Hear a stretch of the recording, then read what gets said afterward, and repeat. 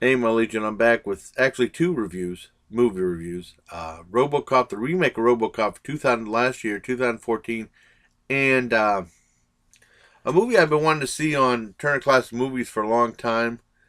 Well, a movie I've been wanting to see for a long time called Bone, A Bad Day in Beverly Hills. I'll get to Bone in a minute. I want to first address Robocop. And I think I started watching this before I went on vacation. Then I don't know. I think something else came on. I was really excited it was on. I kind of like, I don't know if I fell asleep or something because it just didn't grab your attention that much after like the first like half hour. And I talked to a bunch of people about it, and they just said it was okay.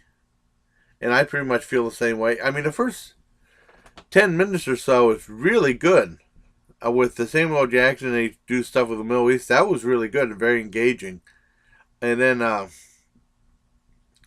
don't know. It just goes back to origin story again, and you know the thing that bums me is like Hollywood. I mean, most people pretty much know the story of RoboCop or like Spider Man, and they keep wanting to do origin stories over and over again. I mean, I know about Spider Man. The origin story's been done to death, and they said they might be doing another origin story. I was like, oh, I hope not. I like Spider Man. They just do a sequel just where he's already established and just have fun with it and have a lot of action, have a lot of fun. And then this one just, I don't know, they tried to make it too realistic. The original one was set in the future and it was a lot of fun because I saw that in 1987 where they don't have no CGI back then, and I saw it at a packed house in Fort Gordon, Georgia, and it was like a lot of fun, a lot of dark, very dark humor. Peter Weller was awesome. The villains were awesome. Everything was set in the future. Everything was. They had like even the TV shows were different, and they said I'll buy that for $1. I really liked that one. That was awesome. The crowd went nuts, and RoboCop 2 was awesome too. RoboCop 3 was okay, and basically with this one, there's no real humor in it. And then they had that guy. One guy said I won't buy that for $1, which is a little throwback to the movie, but basically just the origin story. I didn't really. It has him spending more time with his wife and kids, but I don't really get much of the relationship. I mean, just didn't come off that well. The guy who played RoboCop was very boring. I mean, he didn't really bring any life to it. He didn't even talk mechanical like Peter Weller did when he was in the RoboCop suit. I mean, when they showed him, I empathized with his character some. When they took off all the arm and they showed he was just like lungs and a hand and a head. I emphasized some of them there, but I mean the movie just didn't go along that way. It's just about politics and ethics, and I don't know. It's kind of dragged. It wasn't that really that interesting. And then the main villain that blew that car up, I mean, was boring too. I mean, the original villain in the first one was great, and then that foul mouth talking kid in the second one was really good too. But the villain in this one was kind of boring too. It wasn't didn't really very impressive or something. He's a bad guy, but So, like I said, everyone I talked to Tony, and Tony said it was okay. But I was excited to see it. I'm glad I saw it. And like I said, Samuel Jackson was the main thing in the first 10 minutes, and then towards the end of the movie, there was some stuff in there that was pretty good. I like seeing him on his motorcycle, but it just wasn't enough to really give a decent recommendation for the movie. So I'd have to see RoboCop 3 again. But I mean, it's right up there with. It probably is about. I probably liked it about as much as RoboCop 3. If I see RoboCop 3 again, I have to see if I like that better than this one because RoboCop 3 still had bits of the insanity of the first two. Where this one didn't. Except a little bit with Samuel L. Jackson. So I'd have to give this a I don't know 5 out of 10. It wasn't that engaging. It was okay. Well, I give it a 4 out of 10. It just wasn't that good. Even the sound effects when he was walking weren't that good. It wasn't that. I didn't really feel like he was RoboCop in the original ones. I did, but I have to see if I get a chance to see RoboCop 3 again. I'll check it out and see if I actually like that better than this one. Because it's right.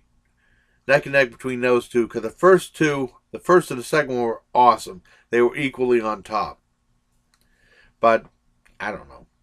Yeah, I might have liked RoboCop 3 more than this one. I don't know. So I haven't seen RoboCop 3 since what, 96, 97. It's been a while. I only saw it once, and I had no desire to see this remake again either. But quite possibly I might have liked RoboCop 3 better. But they're for right now they're neck and neck. So, and then the other movie I wanted to review was one I heard about a long time ago.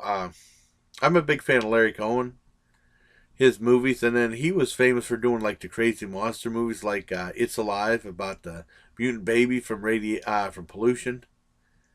That was that became mutated because of all the pollution in the world, and then like Q, which is Quaxaquatl, about that prehistoric monster that was on top of that building, uh, and the stuff about the killer yogurt, and then he did Return to Salem's Lot, which a lot of people didn't like. I'd have to see that one again. And what else did he do? Did the ambulance, and he did the special effects, and he did a movie called God Told Me To, which was really controversial at the time. And this is one I didn't hear about until I never heard of this movie until I used to get stuff from Blue Underground, a one DVD company, and Blue Underground was a company that does like lesser known movies on finally on D or hard to find movies, because I got a couple from them. I got well, they did like a 2-part hour-long documentary about the British Nasties. I saw part 1 on YouTube. They have part 2. I didn't see that one yet. But usually what they did was they took like hard to find movies like Death Dream, that was on MPI. That's probably the MPI didn't bother to do that on DVD. I don't know if MPI is still around or Gorgon Video. They might have went out of business, even with the success of the Face of the Death movie. They might have went out of business. I don't know if they went to the DVD category, but they did stuff like Death Dream and then The Prowler, which is really hard to find. It was probably one of the hardest to find slash movies of the 80s. And some other ones. And then they had a list of movies. Oh, they did Contraband, the Lucio Fulci one. They did a couple of Fulci ones too. And they had a foldout with all their movies and stuff, or most of their movies. I saw Bone, and it's a Larry Cohen film. I was like, man, I want to see this.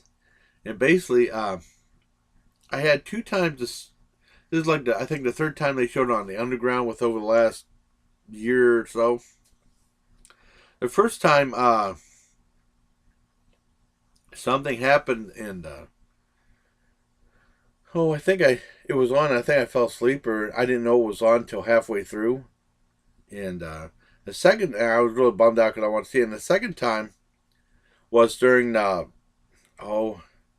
in the fall, when you fall back, the time change. I wanted to see it then, but with the time change, it screwed up the time. So when I turned to watch it, I set the thing to watch it, it was like halfway over. I was mad.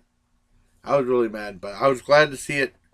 I almost missed it last night. I checked the Underground around, 11 o'clock, and it was on, so I was very happy to see it.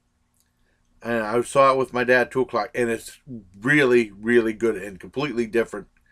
No CGI it's 72. It's a very low budget movie, and basically it was Yaphet Koto. I'm a big Yaphet Koto fan, and I felt bad for him that he got suckered into being in that witless protection. Because that was Larry the Cable Guy movie sucked. It really sucked bad, and then he was in some better movies like Midnight Run, and then he was in a whole bunch of stuff, and he was in Live and Let Die too. One of my favorite James Bond movies. And what this is he plays he's like a thug, and he pretty much victimizes this old couple. And I don't want to give anything else away because there's so many great plot twists in it. It's like a psychological thriller, kind of. It could be called a horror film, I guess, but it's more like it's like a crime, psychological horror drama type thing. It's really good, and completely different. It goes in a whole bunch of different ways that you wouldn't expect. Even my dad liked it. My dad really enjoyed it too. So I give that a 10 out of 10. Awesome movie. If you get a chance to see it on if you get a chance to see it, I don't even know if it's on Netflix or not, but if you get a chance to see it on the Underground, on TCM, because they showed it 3 times, so they might show it another time. Because there's certain movies that they like showing a lot, like New Year's Evil. They show that a lot. And so there's my review. So I hope you like this review of Robocop and Bone, A Bad Day of Beverly Hills. I didn't even know it was called A Bad Day of Beverly Hills because on the cover for that thing it just says Bone. But if you watch the movie, it says Bone and it says A Bad Day of Beverly Hills. Maybe that was the alternate title, I guess. So that was a 10 out of 10. Robocop, the remake. I mean, it's sad because all these Hollywood always wants to make these remakes, but they keep wanting to do origin stories, like you mentioned before, and like we pretty much know the origin stories, you know. And then they want to do a female version of Ghostbusters. Then they said that a male version and a female version of Ghostbusters. That's going to be terrible. I don't have any high hopes for that at all. So, till next time, everybody. Take care. My Legion.